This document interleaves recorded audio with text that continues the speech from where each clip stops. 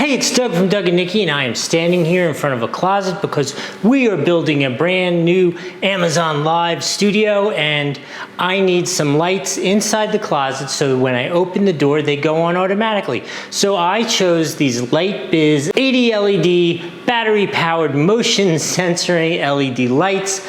They should be really bright. They have a giant battery, so they should last a long time. So every time I go in the closet to pull something out to show you guys, I should be able to see it. Let's open it up, take a look at what it's like. All right, let's see what's in here. This kit comes with 2 of these lights, which I think is a really good value. Oh wow, look at that. They are, got some instruction manual. These are nice solid pieces. They come with the double-sided adhesive, so you just pull that off, put them up. This is the LED portion. This is the motion sensor. It's very straightforward. You charge them using a USB cable. Let's see how to use them. All right, so that turns it on. Motion sensing mode.